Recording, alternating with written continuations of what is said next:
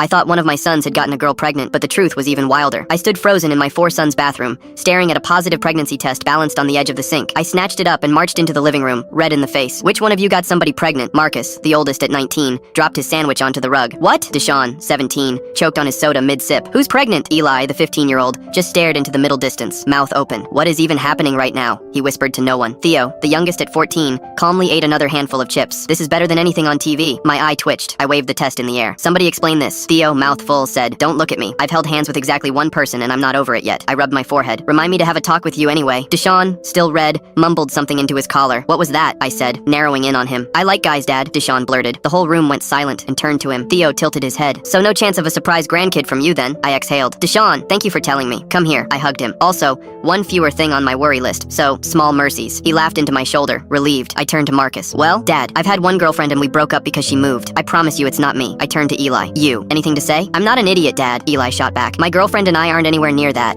And even if we were, I actually pay attention in health class, unlike some people." He glanced pointedly at no one in particular. I stepped closer. "And yet you're the one I suspect. Or are you telling me this isn't yours to be worried about?" Deshaun drifted over to Theo, grabbed a handful of chips and echoed him. "Yeah, this is definitely better than TV." Theo never took his eyes off me and Eli. "I know. Look at Marcus. He's shaking his head like a disappointed coach." "Just tell me the truth," I said to Eli, my voice climbing. "I am telling you the truth," Eli snapped. "You're just not seeing it." My hand tightened around the test. "I don't tolerate lying in this house." "I'm not lying," Eli pleaded. "I swear." "Prove it then." Eli blinked. "How? We don't even own a pregnancy test." "Well, apparently we do, but you know what I mean." "I'll go buy one," I said. "Right now." Eli threw his hands up. "Fine, go buy the test," and he flopped back onto the couch beside his brothers. The checkout line gave me looks. The cashier scanned the test and said cheerfully, "Congratulations." I told him flatly, "It's to prove my teenage son isn't in trouble," and walked out with as much dignity as I could carry. Back home, I handed Eli the bag. My other 3 sons were lined up on the couch with a fresh bowl of chips, and I swear I heard them placing bets on the result. Eli came back out. "You wait a few minutes," he informed me, matter of fact. "I've done this with your mother more times than you'd think," I muttered. He rolled his eyes and sat down. I paced. Minute 1,